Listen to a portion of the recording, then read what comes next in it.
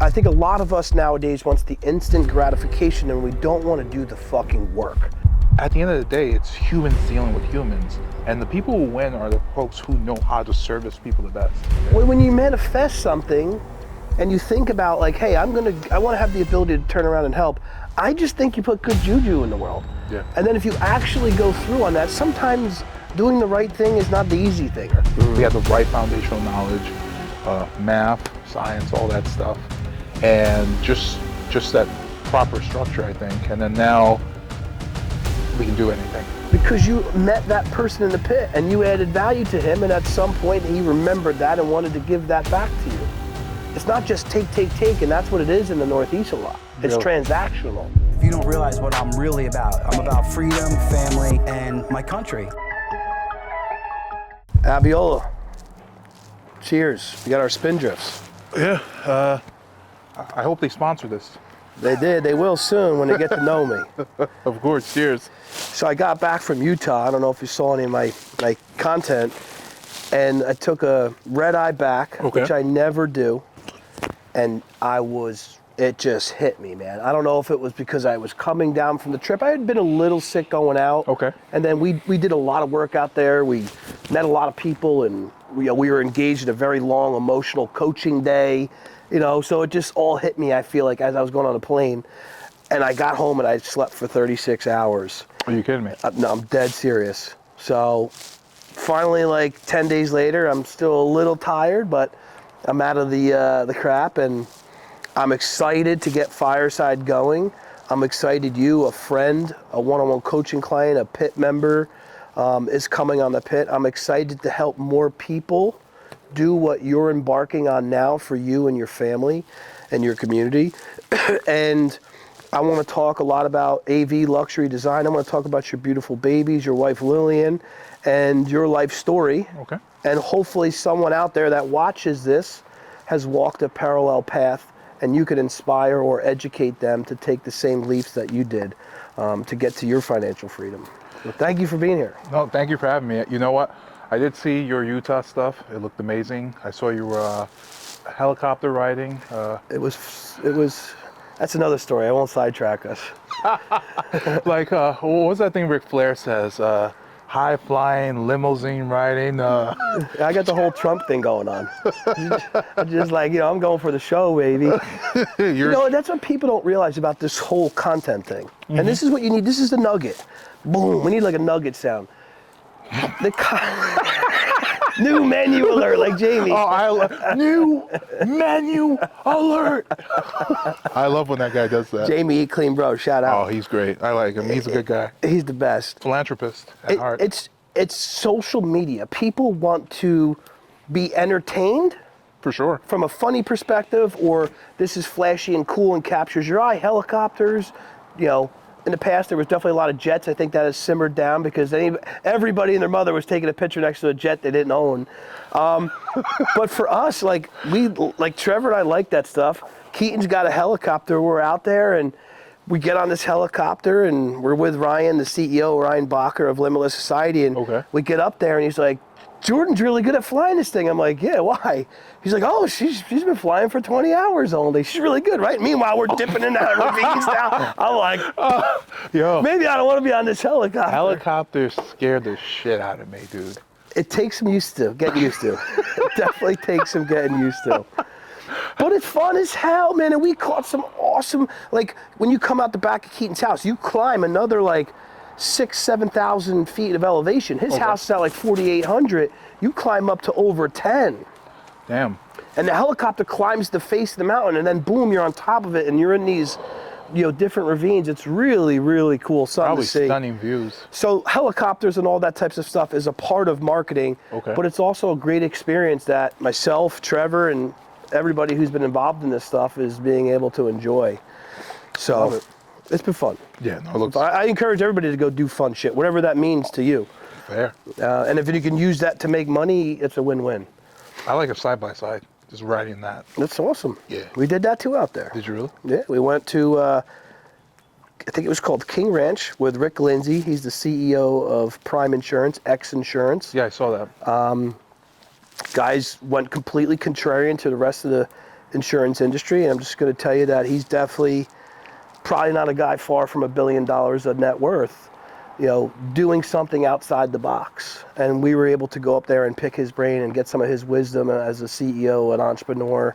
And we took his side-by-sides in the snow up onto his King Ranch. He's got one property that's 25 acres. He's like, hey, we're going to go down the road on the side-by-sides. You want to go see my 260-acre lot over there? I'm like, what do you mean? I'm like, 10 minutes away? That's something I can get behind. It's beautiful out there in Utah. He's in a town about 10 minutes outside of Park City. Okay. But it's very farmland, also very mountainous still. Obviously, it's Utah. But it's beautiful out there, and the people out there are good people. It's definitely God's country for sure. That's nice. So, born and raised in the Bronx. Yes. Yankees fan. By default. What do you mean by default? Do you default. like him or you not like him? Oh, you have to like them. You're from the Bronx. I mean, you could like the Mets. I don't know why you would. There weren't that many defectors in the Bronx at that point, or collaborators. No, it was all Yankees all the time. So, father worked for the city doing code enforcement. He did. Mom mainly raised you guys. Yeah, every day she used to walk us to school. They sent us to Catholic school, scrounged up the money they had. They sent us there, wanted us to have a good education. What Catholic school was it? Sacred Heart. Sacred Heart? Sacred Heart. It's a great school. Yeah, no, it was good. And she would walk us every morning there, and then she would come pick us up in the afternoons, waiting for us. So it was nice. It's one of those things where you don't realize it, like How blessed you were. Yeah, because she used to.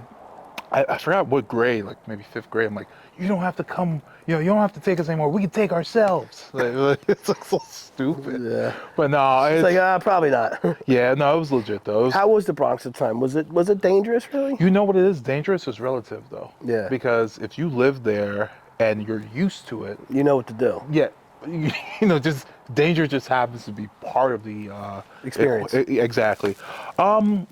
It's changed now for sure. Oh, 100%. I mean, for me personally, I didn't feel in danger, right? Just because you don't feel like you're in danger. You lived there. Exactly. Well, you know. So, yeah, it was all relative. It was decent. I mean, we grew up in the projects, though, right? So it was that. You were aware. We were aware. Exactly. It's like, hey, this is the situation. These are the cards we were dealt. You just got to do what you have to do. Think about that generation, how much they sacrificed, right? Like your parents, your dad, working his tail off in the 100%. city, overtime, I'm sure, part-time jobs, I'm sure at times.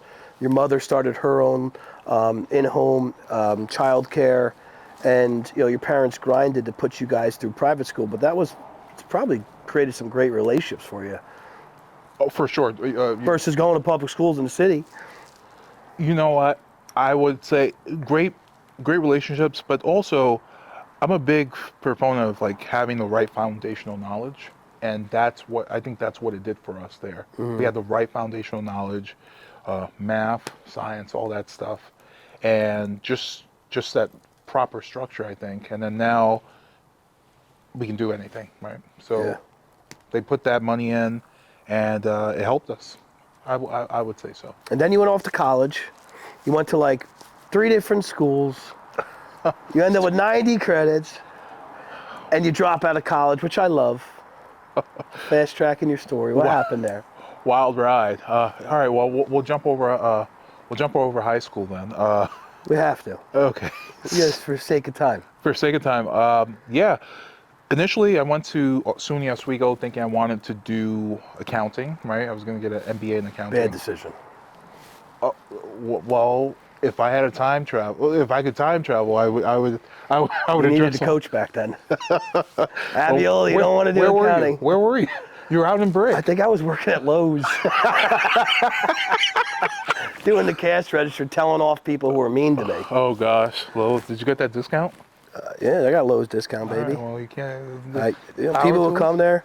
I got to tell a quick story about Lowe's. I'm all ears. Sidetracked. No. There was this gentleman who I think was working on some type of program. Maybe he lived in a halfway house. He was very functioning. He could count money. Obviously, he was able to communicate, and he had a temper. Okay. you laughing already, bro? I'm laughing. I'm waiting for the punchline because I'm like, oh, this is And gonna he would be inappropriate. and he would just ring people's stuff up. Okay, it's $36.99, and take their money. Have a good day. And he was very robotic, for lack of a better term, but he was a great worker. But he didn't like rude people.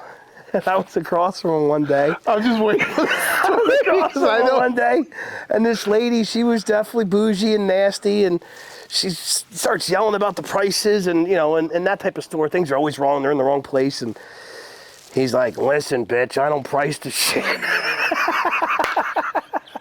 It was the best response I ever heard. I was holding it back because I thought it was a story coming. Fucking awesome, man. And Lowe's was a great You got time. straight to the point, though. Oh, he was telling her the truth. I don't fucking price it. Like, why are you mad at me? Oh, Lowe's was a good time. But yeah, I was in Lowe's at Bricktown and probably still angry at the world or something. So I went to do accounting. So I spent a year in Oswego, came back to the city, went to City College for a little bit. At the time, my brother was like, "Hey, you should do." Well, I didn't want to do computer science because I hated math. I did. I'm like, I just did. I didn't like it. It didn't like me. And my brother, who was years ahead of me, who got a degree in economics, said, "You should just do economics." Foolishly, I said, "Sure, why not?" And started my path towards getting an economics degree.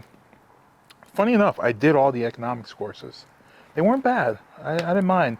But after a while, at some point, I was fortunate to get an internship to the Ford Foundation, and I got the job. They offered me 2 positions based on the interview. They said you could either go into the investments department, and at that time I didn't realize, but their investment department was managing 11 billion in assets, right? So that's a pretty hefty in-house investment department.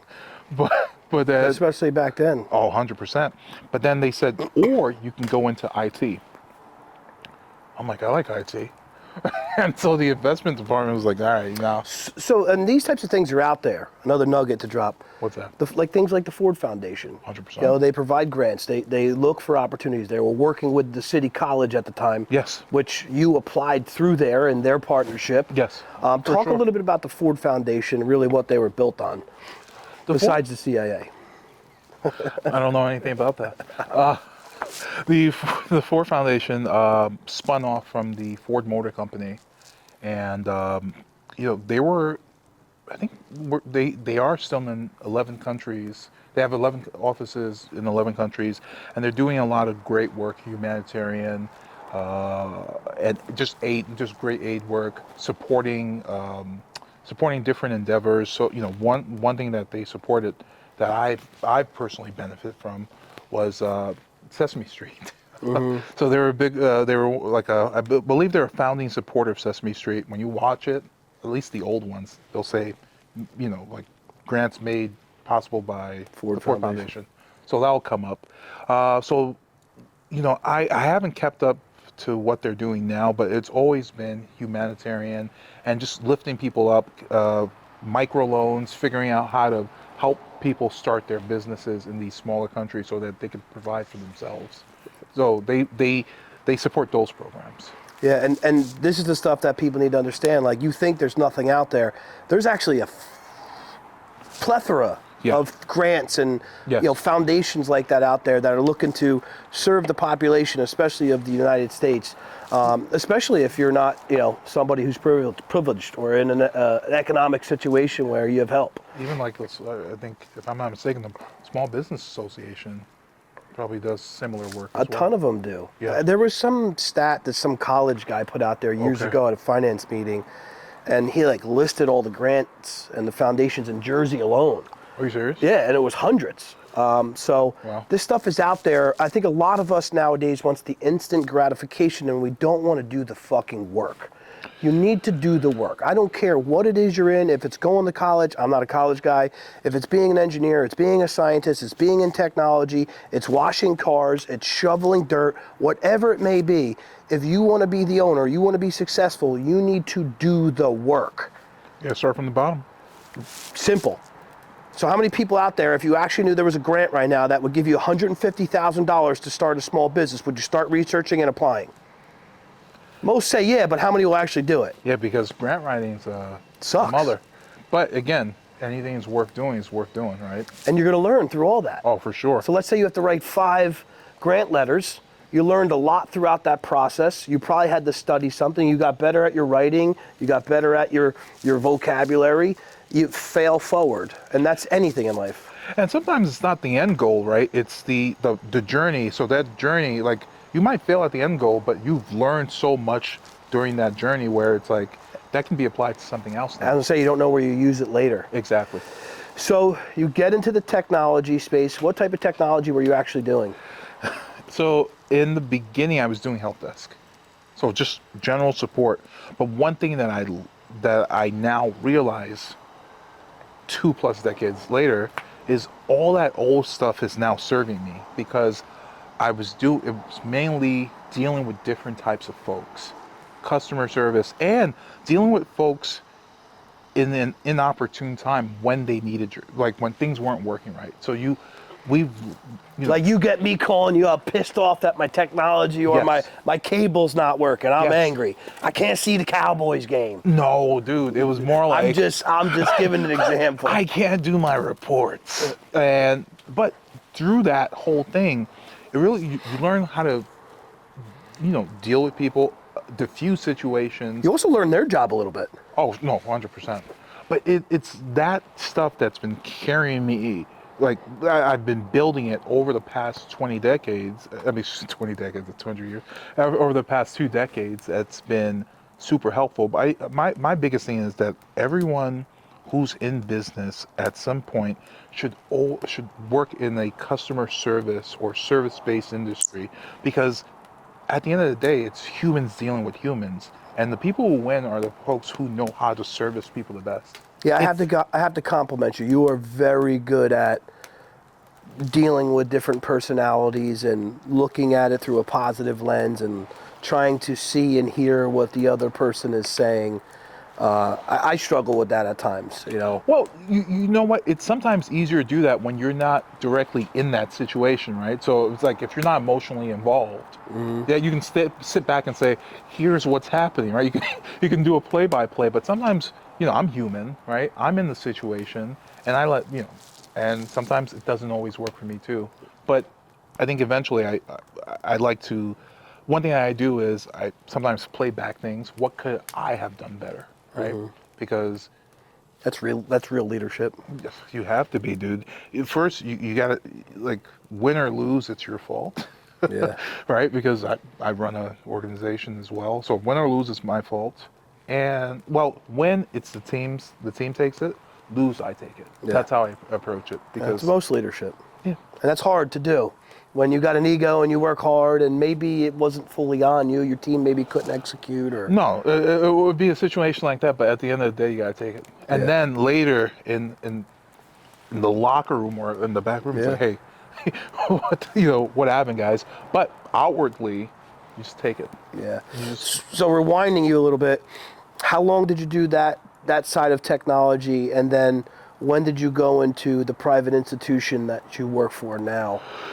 So, funny enough, I was at the Ford Foundation a little over 4 years. After that, I jumped to the Ladders, where I met Mike. I worked there for a little over 8 years. Mike Sussman is how we met. Thank you, Mike. Yeah, no, shout out to Mike. Mike's a solid dude. He's a coach in the group. He sold a multi-7-figure cyber company that he really was the brainchild on, and he had partners that helped him, but Mike was definitely the leader of the pack there. And just a brilliant guy, different demeanor than me. I think he's the best coach in the pit for what he does. He's the nuts and bolts, and he's got a great patient demeanor, and he's here to help. He doesn't need money. He's not here for money.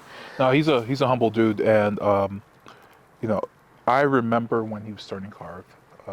It's funny because we were going to a data center in Piscataway to go like move servers or something. It was like early in the morning, and he had I don't know why I remembered like the most obscene, like the stupidest things, but it was a notepad with his little sticker that says Carve on it. I can close my eyes and see it like it was yesterday, and I don't know why. Maybe at the time I thought it was significant or something, but it was like, that's my company I'm working on. And 10 years later we reconnect. He sold the company, and now he's just trying to help folks with business. That's how we reconnected, like 10 plus years later. Yeah, and he's been through his own trials and tribulations. He's got a family. He's moved his house. He bought a beautiful mountain house. He transitioned out of his other company he was working with, and he's doing full-time consulting now to large companies on all different levels, even down to HR. He really understands all the layers of the business and how the cadence should run, and he's an extremely intelligent guy, and we're extremely thankful to have him. Yeah, I mean, when you build something from scratch, like imagine building a car from scratch, you're going to know every piece intimately. Yeah, and he just sold it recently. It's not like it was 10 years ago. No, exactly. So he's not that armchair guy that's like, when I sold my company in the 70s or something. Back when. Yeah, when we were doing, back then when we were using the fax machine, this is how we used to do it, right? Actually, Mike Zussman told me that when he was trying to get you to the event last year, which is where you first met me, you thought it was a right-wing group. I don't know what you're talking about. And you didn't really want to come to my event. You're like, he's running some MAGA commercial. I saw him with Trump on the plane. Let me take a sip. I didn't spike it. I know, I opened it myself. No, you know what? Fair. I told you this, so it's I guess it's good for people of some contrarian thoughts to come together 100%. And find their common ground, and we have great friendship. You know what? So I'll tell you what it was, right? I see the picture, it's the one where you're standing with your arms crossed, looking all angry. And I'm like, man. Did I have a MAGA shirt on or something? Nah, dude, but you just had the, Did I look like Trump? No, you had the get off my lawn look. You better get off my lawn. I don't want people on my lawn. No, well, I know you're a crazy lawn guy. We're not even going to talk about that. You have like maybe that's for another podcast. You can teach guys how to like really take lawn care care of their doctor. He's already out there online. I saw his social 10 years ago. That guy's crushing. Oh well, yeah. So I think I judged the book by its cover, and the thing is, I'm happy to say I'm wrong, right? I judged the book by its cover. I said, this group seems, I don't know. What does it seem? I don't know, dude. Say it. I don't know. It just seemed really really pent up. The group seemed really pent up. I said, oh, I don't know. And Mike's like, Mike said, are they going to whip out ARs at this thing, Mike? No, dude. I didn't think it was going to rip out ARs. I was just waiting for everybody to put on their cowboy hat. No. We got cowboy boots now after that event. No. Well, those boots. My Montana buddy, Jim Riley, sent these after that event. Are they comfortable? They're super comfortable. And I honestly always made fun of people, my brother-in-law included. That thing is probably going to last years.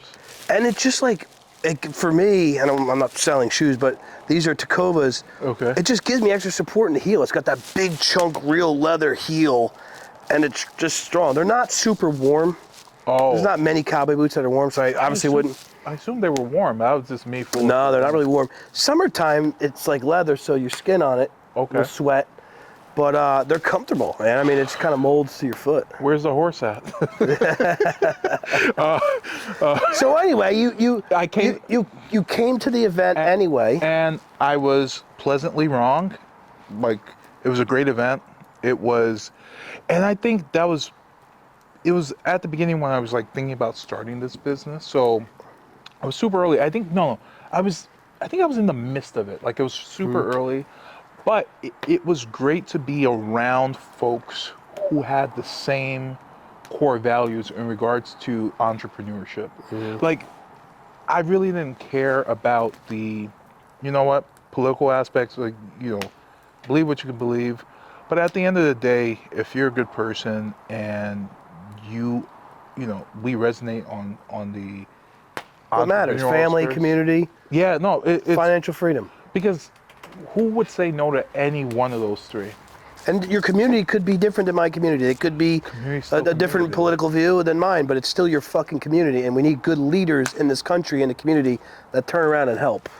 And that's all that matters.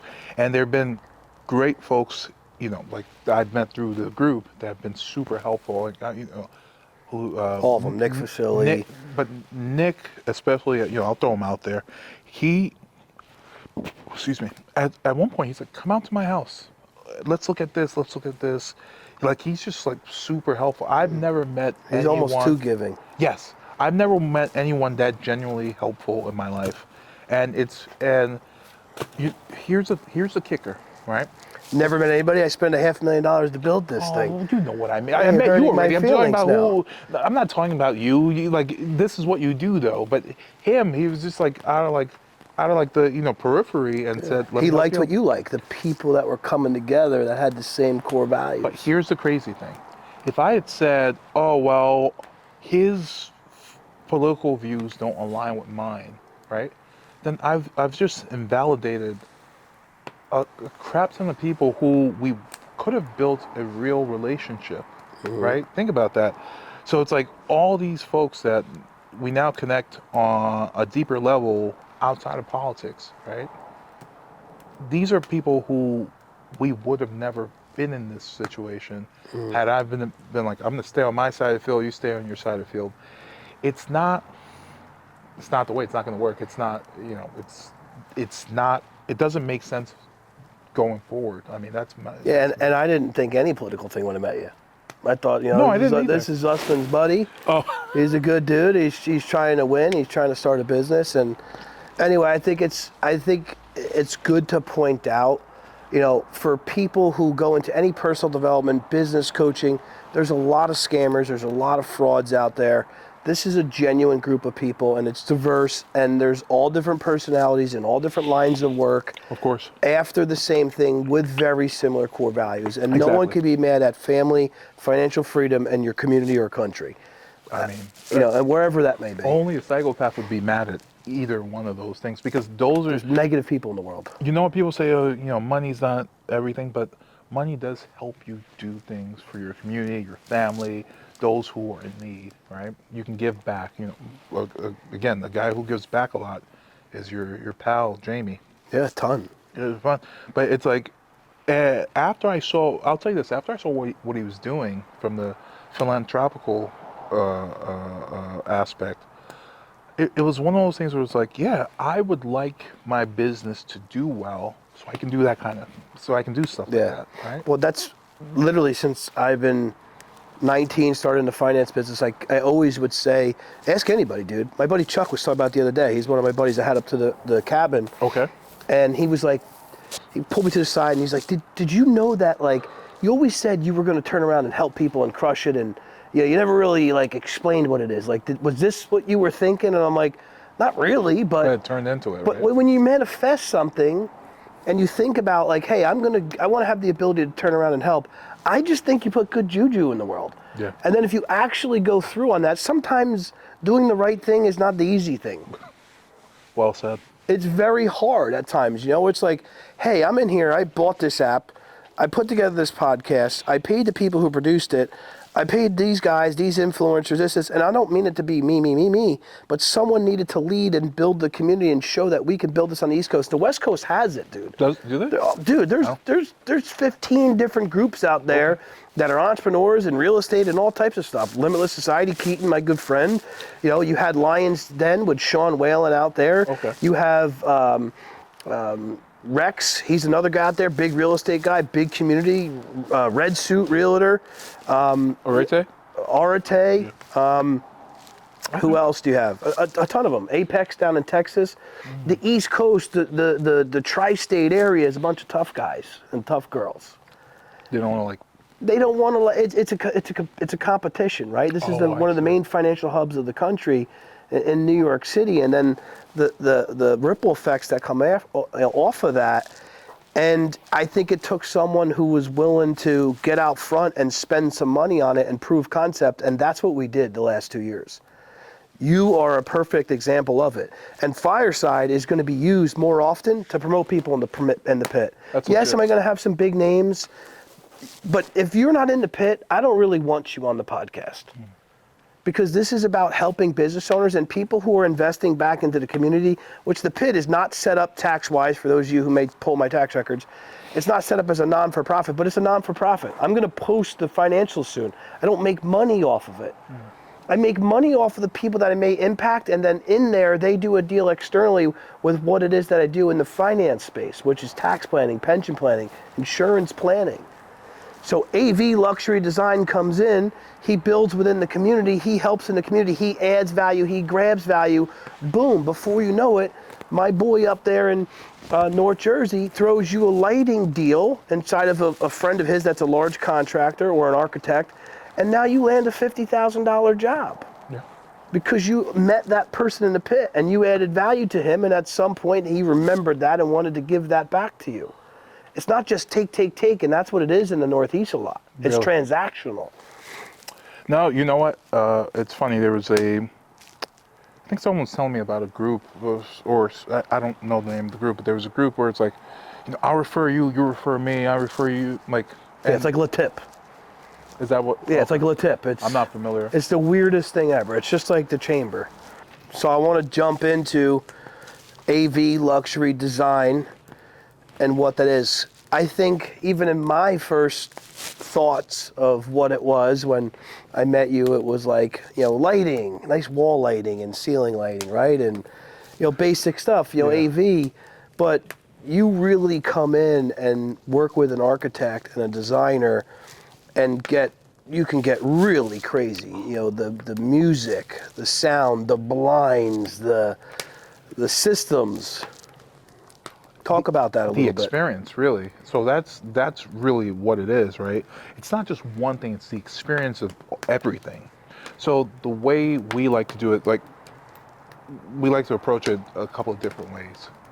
Like, if a homeowner brings me in, we meet with the homeowner, we sit down with them and say, who lives here? What areas are important to you? How do you like to use the area? Like, just, we get to know them. Because the thing with what we do is everything's custom. So, like, if you're gonna go get a suit, we're gonna measure you, right? We're not just gonna like pull something off the rack. So when it's custom, it's custom. Like, we deep dive into like, how do you like to use your space? We get to know them intimately so that we can prescribe and work together to decide what this space is going to do. Well, we even did it back here. I mean, I'm moving now, but we started and you were measuring and we were doing speakers and you're like, hey, what do you do with this TV out here? Do we need more sound for the TV? Do we need more sound for the music? Are they on at the same time? Just dumb stuff I never thought to even think of. Whoa. I inherited these speaker systems, right? Oh, shit. So I never even thought of that stuff. Well, because when one knows what's fully possible, like, there's like an endless amount of questions to really like dial it in. That's bad for me though, because then once I start thinking about that stuff, then I want to learn everything and I want the best of everything. And you'll be walking out happy. And you can have it. you deserve it. Why are you working if you can't have the best of everything? Let me ask you this. Now I know networking is really your masterpiece, and as you're transitioning, hopefully over the next year or two into full-time business, and that's what we do in the pit. We build you an off-ramp and an on-ramp. It's not just, hey, quit your job tomorrow. Now, some crazies have done that, like JD down in Texas, and they listened to me, and I know I'm good at moving you, but I mainly recommend having a runway of savings and building an off-ramp and an on-ramp into your new thing, and that's what we're doing with you. But you do networking at the private institution you work for in the city. Is that where it kind of started? And then, because when I say networking, for most people don't understand, like, we weren't coming out here and putting in a receiver like I thought. You were going to just have everything controlled through some type of software that went on my phone as an app, and then everything was worked off of Bluetooth and the Wi-Fi. Yeah, it's kind of like your for that, how you went into how crazy you do stuff now? So, the background of all this work, AV and all that, is the network. That's the nerve center. That's the what do you call it? The spine, like the spine of all this work is the network. So for the past 2 decades, this is the kind of work I've been doing. So it just happened to be that one day I was at a neighbor's house and I saw equipment that looked similar to the equipment I work on, but it was just different. So it was kind of like bizarro. And I'm like, what is all that? Because it looks like what I think it is, but it's not. And he said, no, that's my AV equipment.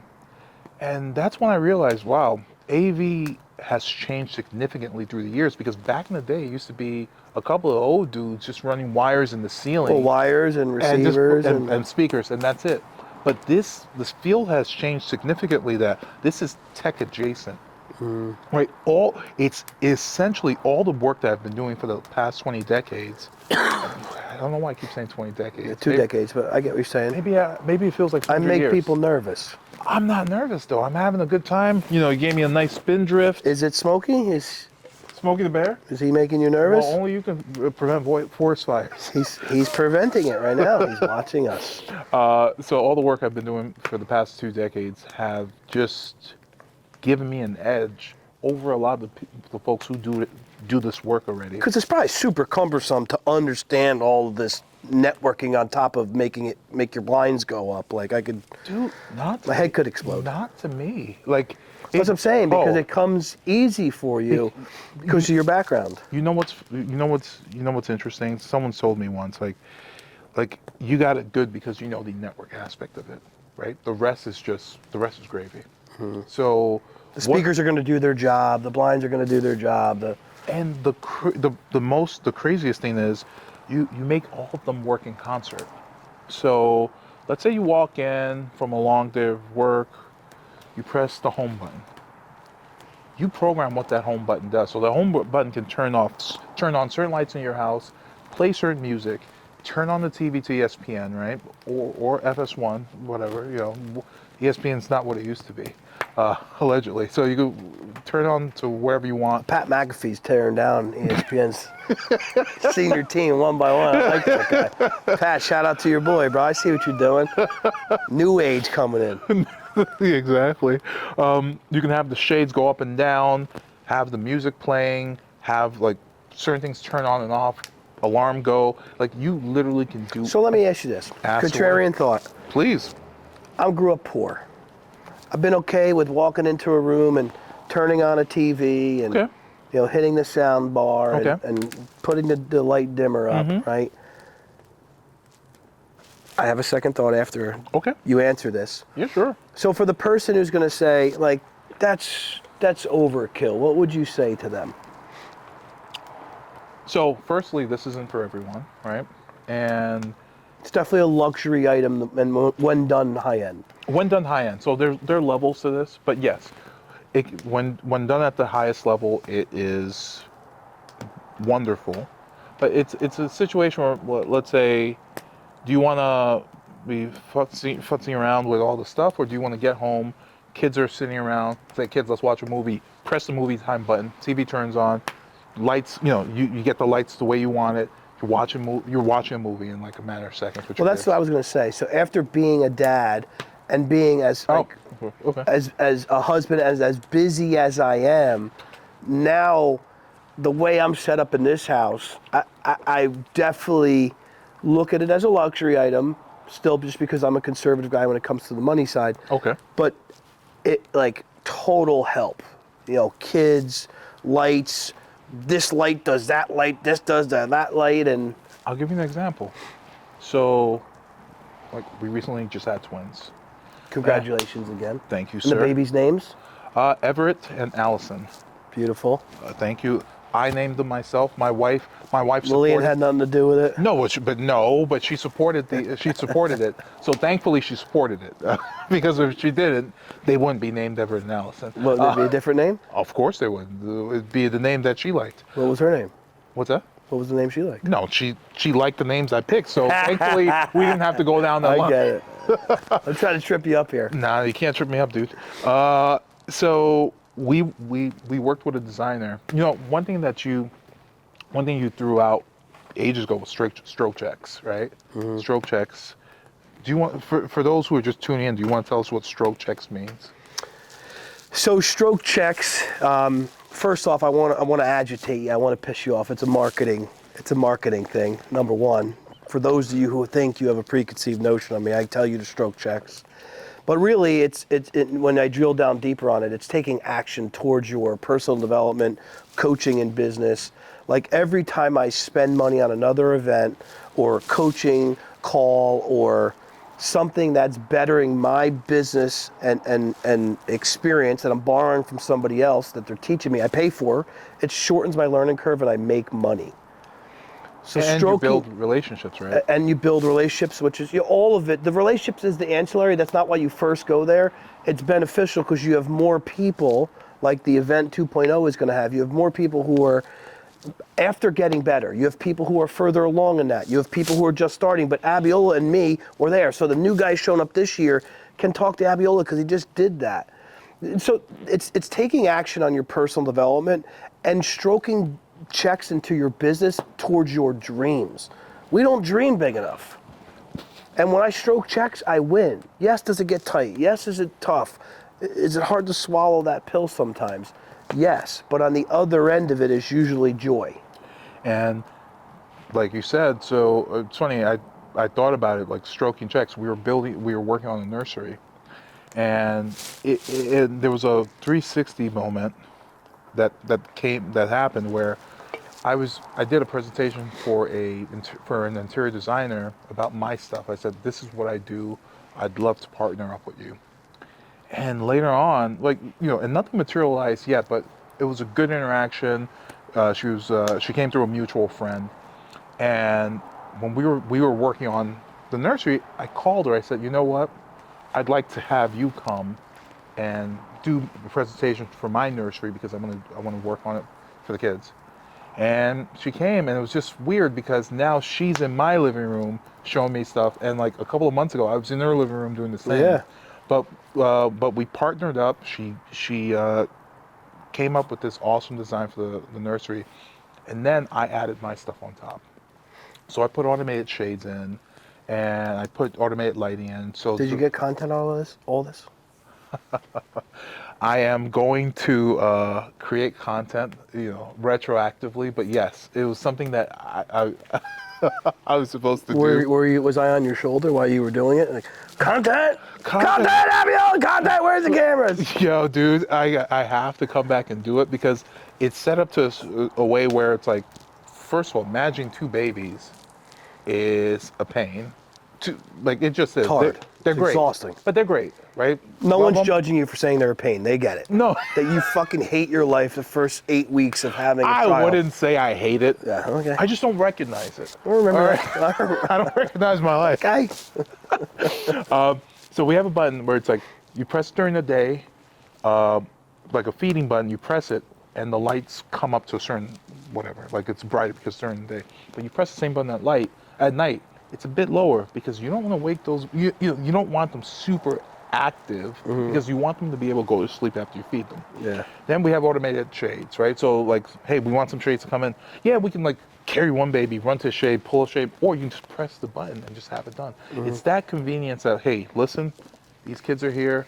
Now my focus 100% is on the kids, and this technology is doing the work for me, right? It's not about being lazy. It's not about whatever. It's just about straight convenience and focusing on those who you love. And that's really... Technology is here to aid us. It's helpful in so many ways, obviously nowadays. For sure. And, as I start to meet more with architects, interior designers, you're doing some pretty builders. big jobs you've landed now. Like, yeah, you're doing some cool stuff. No, we were fortunate. I think our biggest driver of work are referral partners, right? Because they're already in these spaces. Yeah, they're helping design or an architect.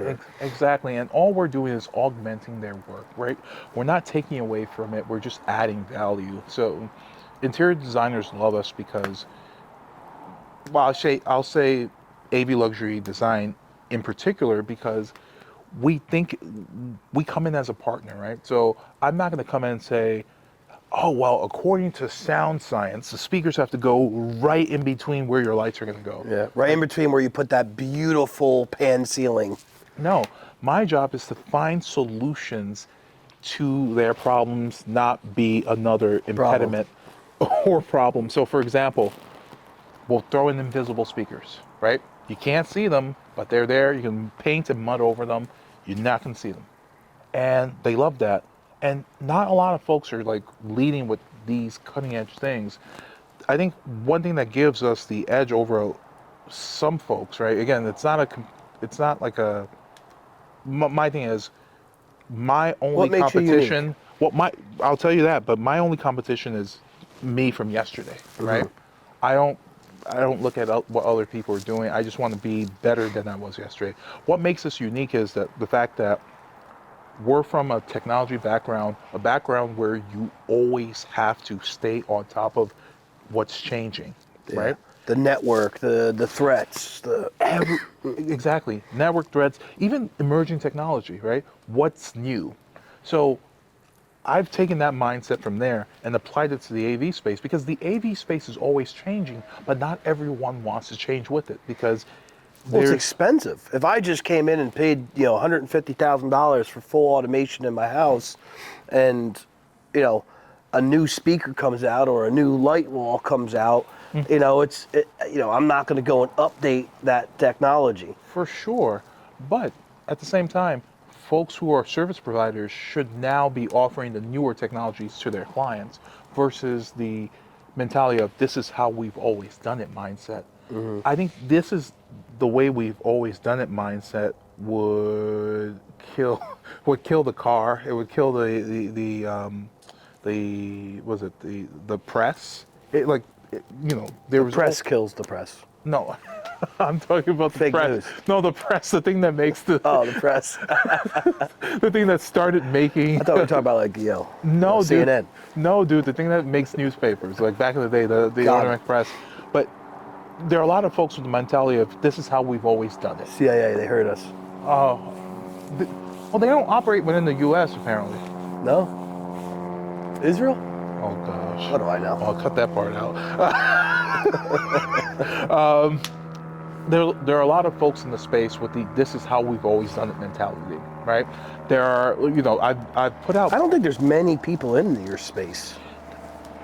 Maybe I'm just not looking for them. No, there are enough in the space, but I'll give you an example. There was a job recently that an architect asked me to quote on, and when I spoke to the client, I said, "Hey, this is what we can do for you."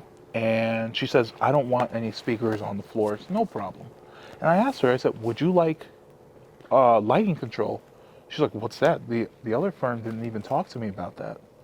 I said, "Well, you could create control every house light in your house so that when you're leaving, you press the all off button, all the lights turn off. Or if you're not home and you want to make it look like you're home, it has a setting called moccupancy, right? It mocks occupancy. And I personally would like that, Yeah. being that we're up and down to the mountains a lot. Exactly. My new home is, knock on wood, if I could get this deal through, on this acreage, it's pretty secluded. So I want to make sure that, it looks like there's somebody home. And even from a security aspect, right? So it can get crazier. It's like someone walks to your front door but doesn't press the doorbell. It's something announces, "Hey, someone's at the front door." Or you can have it like, oh, when that happens, have this light blink twice. Yeah. Or start recording the cameras.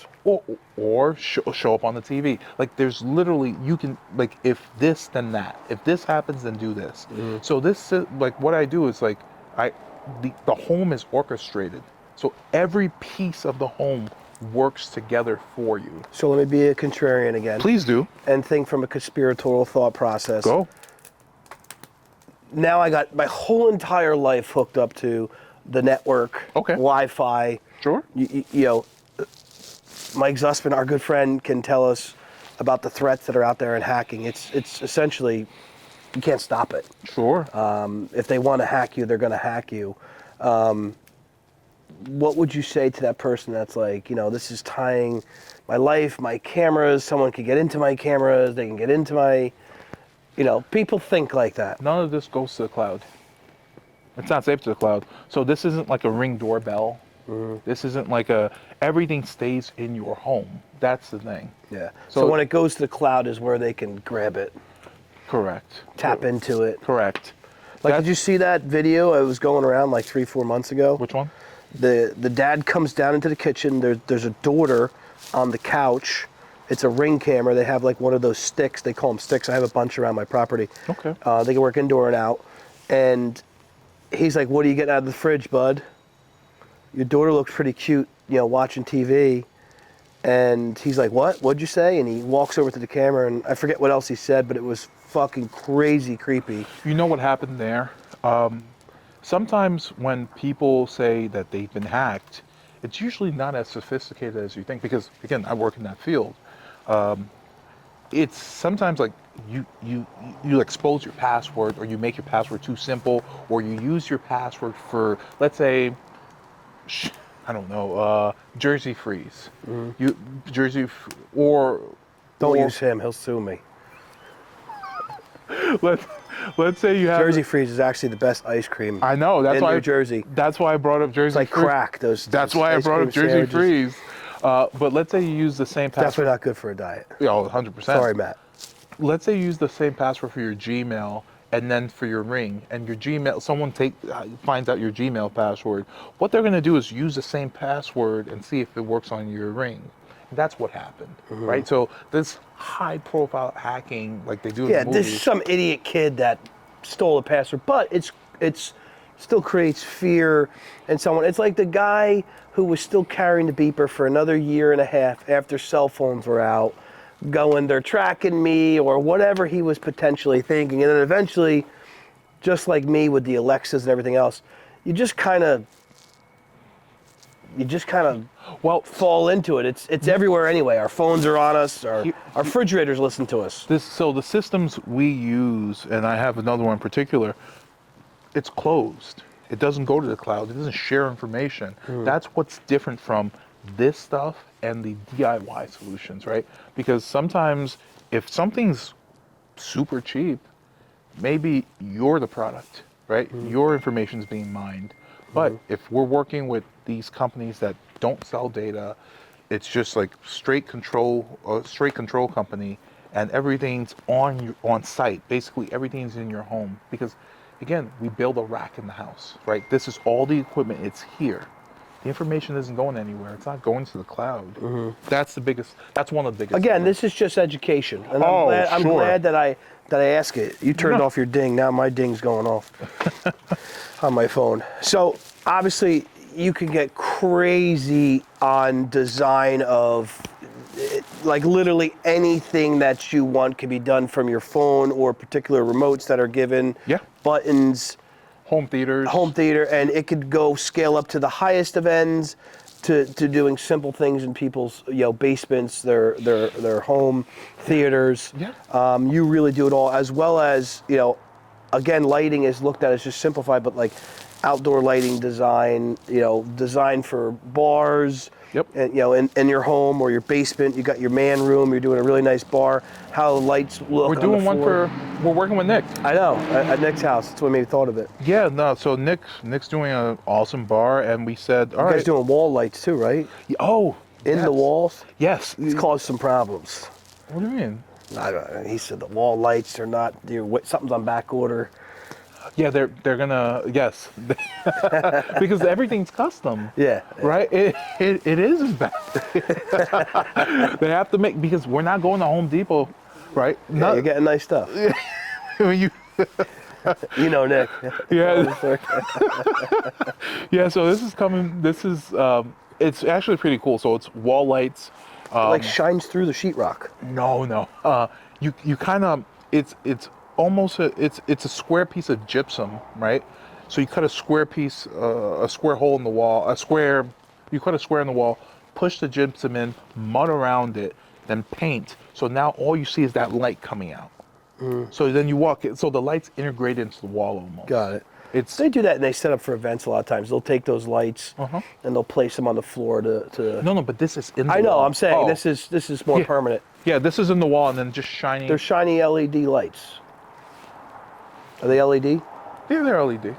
They're LED. So they're nice. Different colors. No, they're just warm. So it's warm just to create an ambience.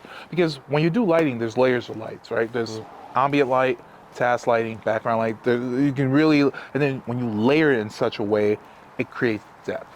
Yeah. Right. Versus just like a bright spotlight in the room. I don't think people realize until, like, even if you go to like a really nice restaurant with, you know, the proper shadows at night on the bushes and, you know, walking up to the walkway, a beautiful house, you know, a nice high-end house, lighting is always really well done inside and out.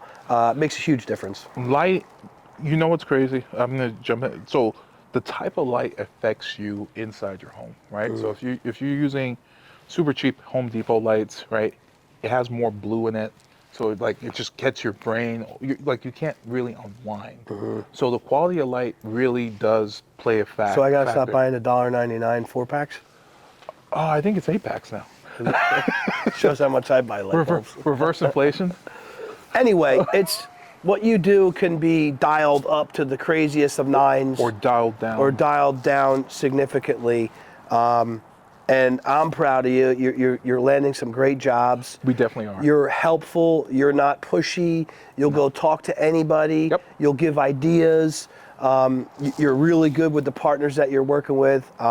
I'm trying to really line you up, and I know I've been saying this, but trying to find the right partnerships and the right situations to put your hand in that person's hand. And I don't just do that for anybody. When I do, it's like the loyalty there, the trust is there, and I definitely trust you. I appreciate that. I appreciate you coming on. I know you're exhausted, drove all the way down from North Jersey. Well, your car probably drove you. Elon drove you here. Of course, you got a Tesla. We won't go there. Yeah, technology. Where can people find you? Instagram, AV Luxury Design? Instagram, AV Luxury Design. Facebook, avluxurydesign.com. Yeah, those three spots. And you can find them in the pit. Definitely in the pit. Definitely find them in the pit at the event as well. I will be there with bells on. Thank you for your time. Thank you for having me. Eat some food. We'll send you on your way. Right before I finish here, though, I like to ask 2 questions. Okay. The first question is, somebody who was in your shoes 12 months ago, like you were, what would you tell them starting today? Focus on... Now we got the Army helicopter coming. Is that Chinook? Focus on building the right relationships early. Relationships is a big one. And then the second question is, give some shout outs to some other people that have helped you along your way, or business owners you want to give love to that may see this podcast. I would say Mike Zussman, right? He's been a big help. We talked about him. Brought me to the pit.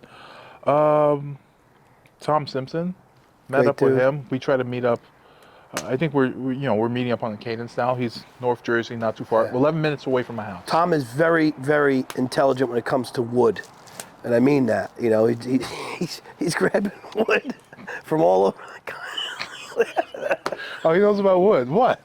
What do you mean, bro? Pass me some wood. Bro, he goes to like random farms in other countries to get. He was in Paris last week. He gets high-end wood and sells it for customized jobs, obviously flooring. Yeah. He's fucking laughing, dude. I'm laughing. You're laughing. You're laughing. Tom Simpson, he's mad that you're an expert on wood, and he's not. You know lights, he knows wood, bro. Maybe you should work together. Anyway, this podcast has been great. We got to end it. I don't want to take it too long. Thank you for your time. No, thank you. This was great. We'll do more of it. And, big shout out to Nick Facilli and the rest of the pit. No. Peace.